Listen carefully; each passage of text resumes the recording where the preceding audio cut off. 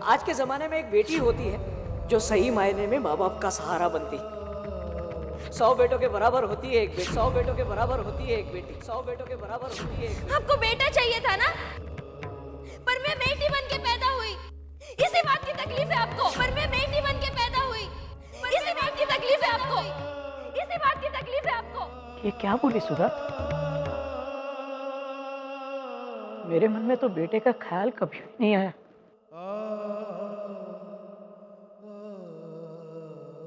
गुस्से और नादानी में गलत बोल गई हमारी बेटी। हमें तो एक ही औलाद है और रहेगी।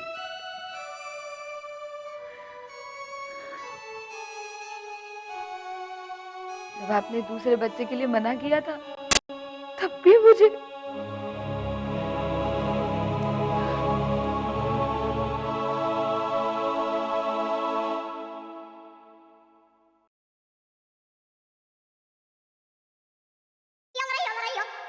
मिला वो भगोड़ा?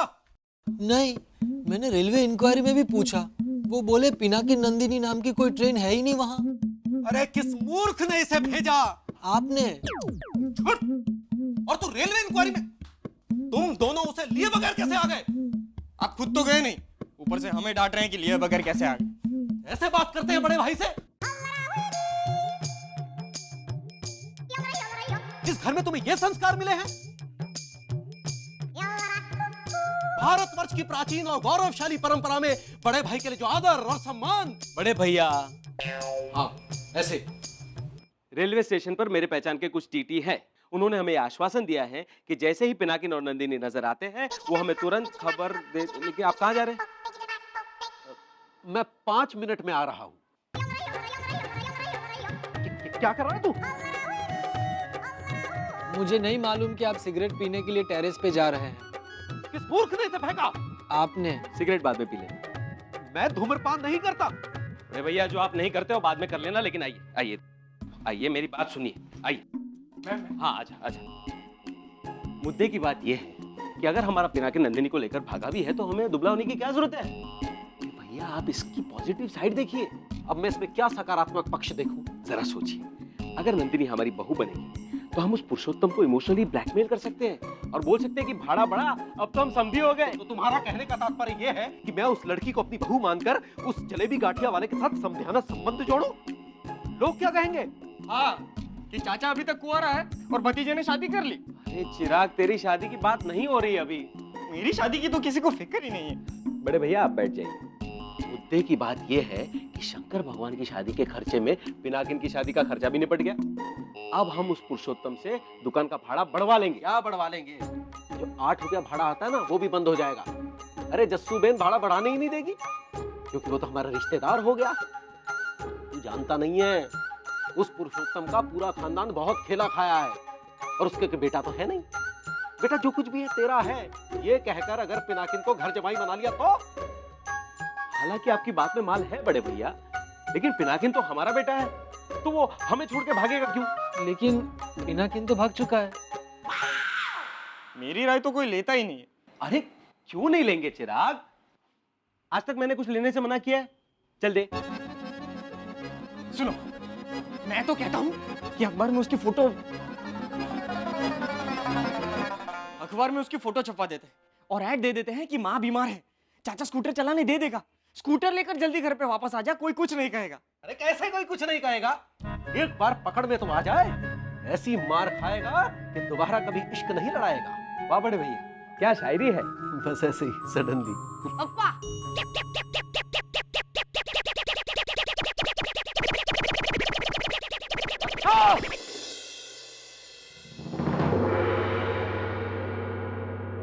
पिनाकिनी, पिनाकिनी। क्या हुआ चंदू? चंदू भाई बोल, मेरा सम्मान कर। कितनी बार समझाया तुझे? हाँ हाँ, लेकिन हुआ क्या है? हुआ नहीं, अब होने वाला है। वो नालायक घर आ चुका है। कौन? पुरुषोत्तम भाई? अरे वो तो कमीना है, नालायक तो वो पिनाकिनी है। वो चुपके से आकर किसी कमरे में सो रहा है। वहाँ तो तकिए ही है, मैं देख के आती हूँ। अरे भागो पिनाकिनी भैया, सब आ रहे हैं। अरे बाप रे, तकिए पिनाकिन बन गए। पकड़ना लायक मिथ्यावादी, ढोंगी, निशाचर।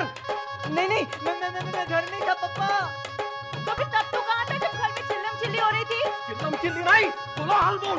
जब कोलाहल हो रही थी। ये क्या कर रहे हो तुम लोग? पिनाकिन को पकड़ रहे हैं। अरे पता है राजू, मेरी बात सुन। रमेश, अरे मैं पाश्चात्य वस्त्र नहीं पहनता।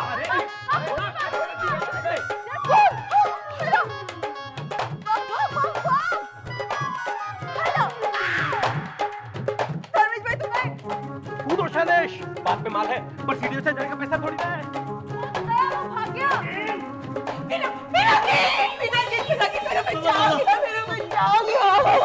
मुंह दिखाने लायक नहीं छोड़ा कमीने ने। छोड़ो मुझे, पापा मार डालेंगे। नहीं मैं तुम्हें कहीं नहीं जाने दूंगी। नहीं खाना खाया तूने मेरे बच्चे, खाना खाया तूने।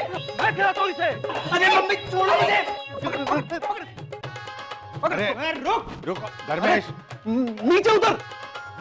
अरे आज ये बच्चे का नहीं चंदू। तू भाई बोल, मेरा सम्मान कर। कितनी बार समझाया तुझे? अरे धर्मेश, तुम्हें किसी को न मारने की कसम खाई है। पापा मार नहीं सकता हूँ लेकिन गिरा तो सकता हूँ। क्या कर रहे धर्मेश भाई? जस्सू बहन को तो आ जाने दीजिए। रमेश, इसकी टांग तोड़ दे। अरे कोई मेरी हेल्प करेगा प्लीज?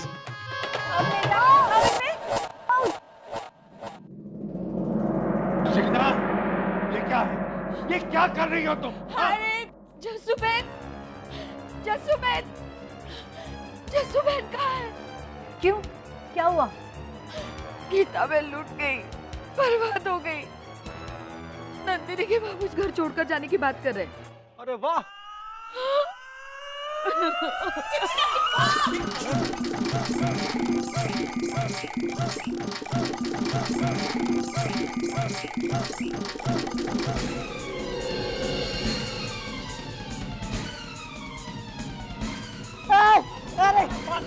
क्या हो रहा है?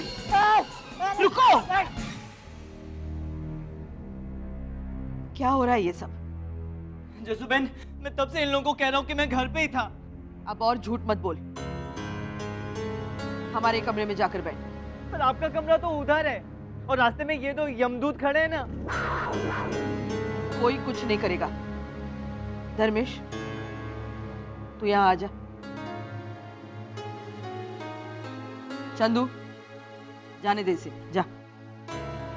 और मैं?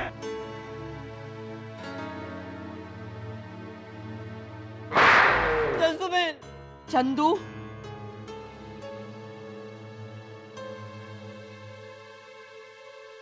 सुबेन, आप प्लीज कुछ कीजिए। देखिए ना जिंगा ने क्या किया।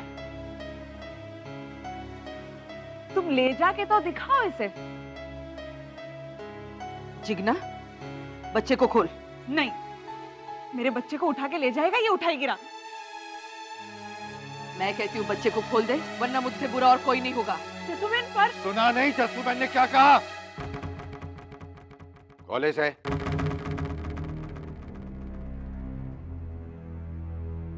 चल वहां। पापा, चल तू पापा के बच्चे। जस्सूबेन, अब मैं बच्चों को और यहाँ नहीं रहने दूंगा।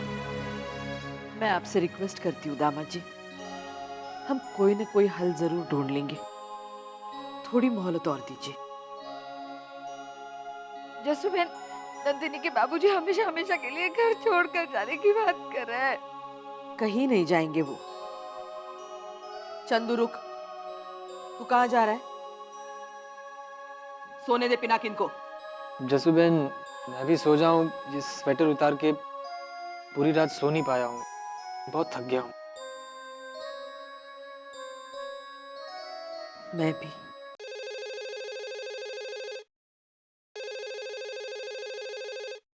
अरे सुनिए तो, काफी देर से फोन बज रहा है।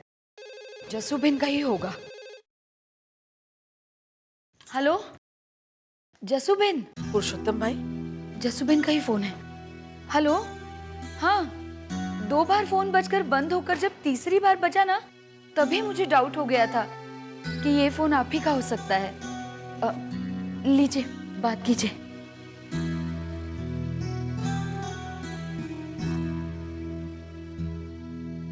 हेलो। मैंने एक गुजारिश करने के लिए आपको फोन किया था। बोलिए जस्सू-बेन। देखिए, हमारे बच्चों ने तो गलती की है, लेकिन आप ऐसा कोई कदम मत उठाइएगा जिससे बात और बढ़ जाए। बात आगे बढ़ चुकी है जस्सू-बेन। आपको मालूम नहीं है नंदिनी ने मुझसे क्या कहा? पता है मुझे, सुधा बेन ने बताया, लेकिन नंदिनी तो अभी बच्ची है, उसकी बात आप दिल से लगाएंगे तो। मेरी समझ में नहीं आ रहा है कि आप पहले अपने आप को संभालिए, फिर नंदिनी को। पिनाकिन को यहाँ मैं संभाल लूंगी, लेकिन बाकी बातें हम बाद में सोचेंगे कि क्या करना है। आप सिर्फ घर छोड़कर मत जाइएगा, वरना मैं गिल्टी फील करूंगी कि आपके घर छोड़ने में कहीं ना कहीं मैं जिम्मेदार हूँ। ठीक है जस्सू-बेन, रखती हूँ। जय सोमनाथ।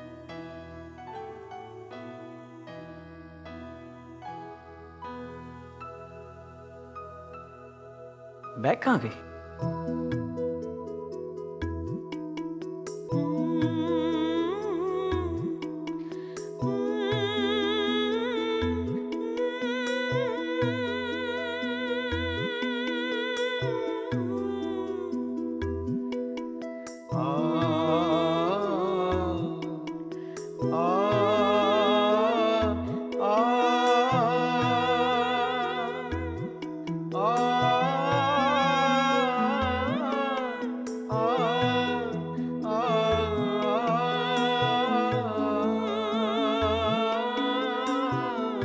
जब आप मेरे बगैर रह नहीं सकते तो मुझे छोड़कर क्यों जा रहे थे? जब तुझे पता है कि मैं तेरे बगैर रह नहीं सकता, तो तू मुझे छोड़कर क्यों भाग गई थी? मैं भाग के तो भी वापस आ गई, पर आप सच सच कहिए, आप जाने के बाद वापस आने वाले थे? नहीं ना? तो तूने क्यों कही ऐसी दिल दुखाने वाली फालतू बात? वो तो गुस्से में निकल गया था।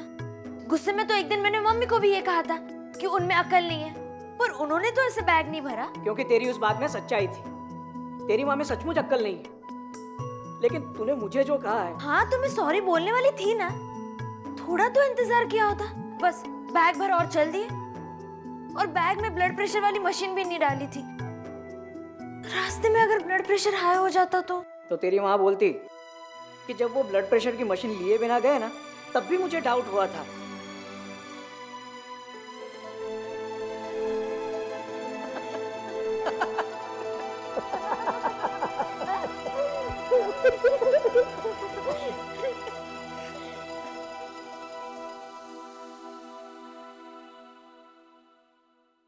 पापा,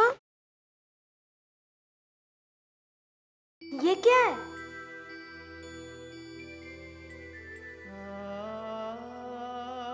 तेरी माँ जब प्रेग्नेंट थी ना, तब मैंने स्केच बनाई थी, मेरी आने वाली बच्ची। तो आपको कैसे पता था कि लड़की ही होगी? बस मन में इच्छा थी, क्योंकि पिछली 4 पीढ़ी से हमारे वहां कोई लड़की नहीं हुई थी ना, इसलिए। तो आपने तब से ये स्केच संभाल के रखी है? बेटा, मैंने और क्या क्या संभाल के रखा है अभी बताता हूँ तुझे।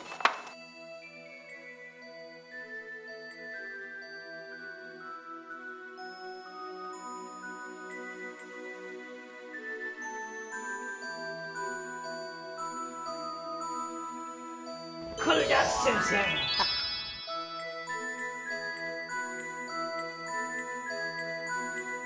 पापा, ये सब बच्चों की चीजें, पर सब पिंक कलर में क्यों? ये सब तुम्हारी है, बचपन की। जब तेरी माँ प्रेग्नेंट थी ना, तेरा मामा दुबई में रहता था, उससे बोलकर सारी चीजें मंगवाई थी मैंने, पिंक कलर में, क्योंकि पिंक कलर बेटियों के लिए होता है।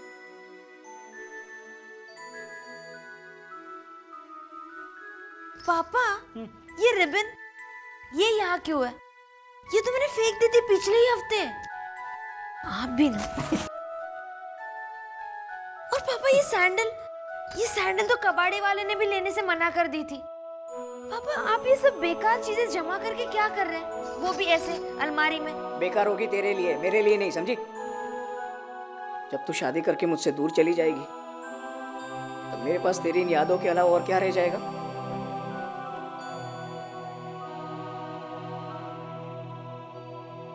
पापा, आप रो क्यों रहे हैं? और ससुराल कहाँ दूर है? यही तो है, महादेव सदन, जस्सू-बेन का घर। फिर आ गई तू उसी टेढ़ी पटरी पे। तेरी शादी वहां नहीं होगी, समझी तू? जा जाके देख जस्सू बहन पिनाकिन की अकल कैसे ठिकाने लगा रही है। हाँ हाँ पता है मुझे। जस्सू बहन ने मुझे प्रॉमिस किया है, अगले साल मैं बालिग हो जाऊंगी ना, फिर देखना क्या होता है। रस्सी जल गई पर बल पता नहीं कब जाएगा। ससुराल जाके।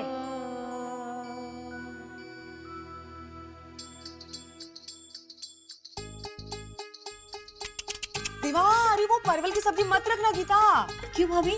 पसंद नहीं है मेरे पिनाकिन को। अच्छा सुन, वो सेव और टमाटर की सब्जी है ना, वो रख दे यहाँ पे, रख दे। जी भाभी। और हम लोगों ने वो दूध में जो रोटी पकाई ना, वो सारी की सारी रख दे, सारी की सारी रख दे। लेकिन भाभी वो तो 2 रोटी खाता है। 2 दिन से भूखा है मेरा पिनाकिन। पता नहीं उस लड़की ने उसे कुछ खिलाया भी होगा या नहीं। थाली ले जाकर मैं खुद उसे खिलाऊं। और सुन, तू दरवाजे पे खड़ी रहना, और जो कुछ भी मैं मांगूंगी तुरंत लाके दे देना। हाँ? दे पुष्पा, खाना मैं खिलाती हूँ। मुझे उससे बात करनी है पुष्पा।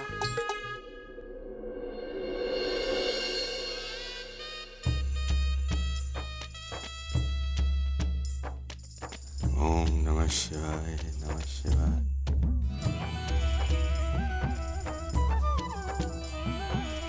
ना खाने की जिद कर रहा था पिनाकिन, लेकिन खाना देखकर जिद छोड़ देगा। 3-3 सब्जियां, दाल, श्रीखंड, अचार, पापड़। वाह जस्सू बहन, आपका भी जवाब नहीं। पेट खाली रहता है तभी मन चंचल होता है। कल से भूखा है पोता हमारा, पहले तो उसका मन शांत करना होगा। उसका या अपना? बालों में वेणी नहीं नासे, लेकिन माथे पर छुरियां बिल्कुल शोभा नहीं देती। ये झुर्रियां नई किस्मत की लकीरें हैं, इन्हें कौन बदल सकता है। आंखें बंद करके देखती थी तो सब कुछ कितना सुंदर लगता था। आंखें खुल गई तो पता चला सब भ्रम था।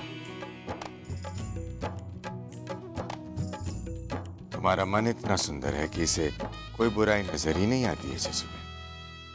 और वैसे भी जिसे तुम बुराई कहती हो ना, बुराई नहीं है, छोटी छोटी कमियां हैं। जैसे कि ये दाल, अगर इसमें नमक थोड़ा कम हो तो ये बुराई कहाँ हुई?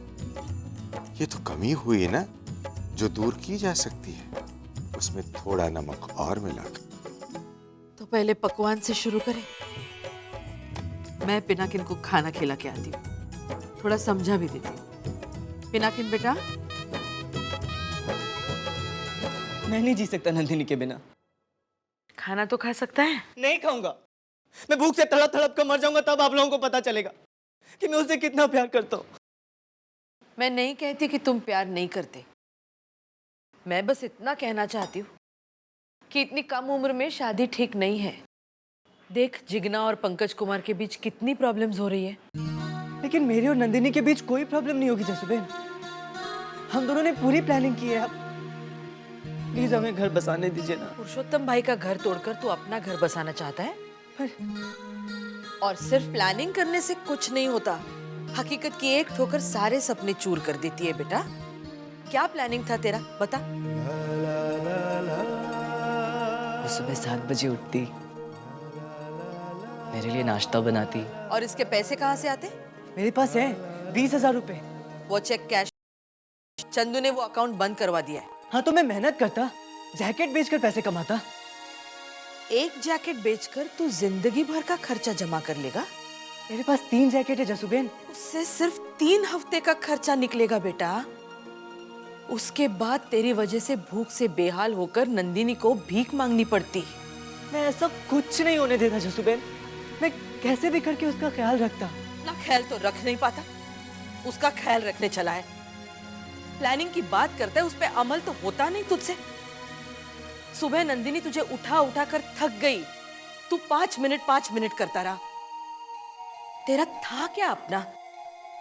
जिसकी दम पर तू घर बसाने चला था, वो 20,000 रुपए का चेक तेरे बाप का। जिस स्कूटर पर तू भागा वो भी तेरा अपना नहीं था। भागने का प्लान तो तुझे जिगना ने दिया था। जिसकी आड़ में तू भागा वो एक धार्मिक परंपरा थी। तूने क्या किया? तू सिर्फ भागा और भाग भी नहीं पाया, पकड़ा गया।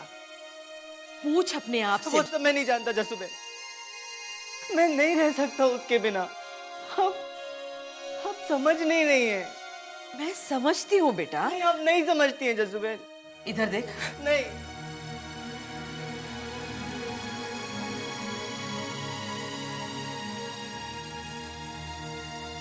देख, पहले नंदिनी को बालिग बनने दे, तू जिम्मेदार बन जा। फिर मैं खुद जाऊंगी पुरुषोत्तम भाई के पास तेरे लिए नंदिनी का हाथ मांगने। फिर अगर वो हाँ कहे या ना, कोई फर्क नहीं पड़ेगा। मैं तेरी शादी नंदिनी से करवा के रहूंगी। आप वादा करती हैं? हाँ, अब खा ले। नहीं, पहले मैं ये खुशखबरी नंदिनी को सुना कर आता हूँ, वो बहुत खुश हो जाएगी जसूबेन। नहीं, तब तक तू उसे नहीं मिल सकता।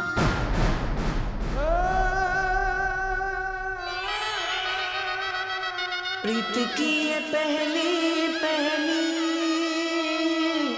कैसी बरसात है।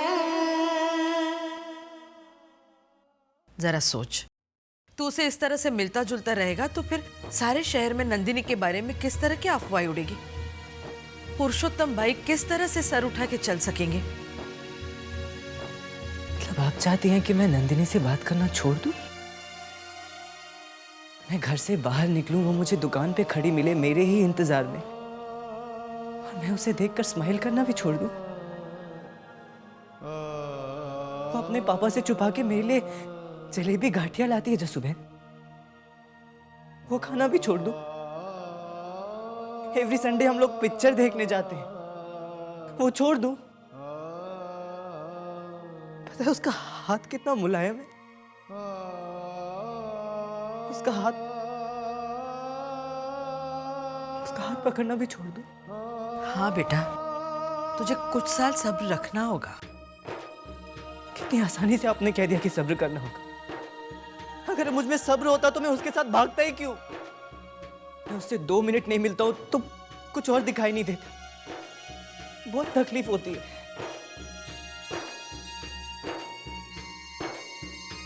इतनी आसानी से आपने कह दिया ना कि सब्र रखना होगा। आप सब्र रख के दिखाइए ना।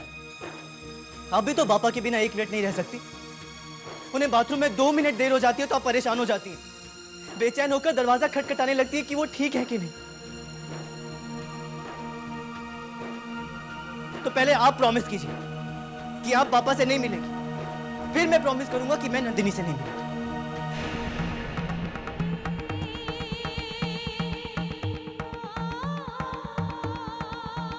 देखा जसूबेन, सोचकर भी तकलीफ होती है ना, और आप मुझे करने के लिए कह रहे।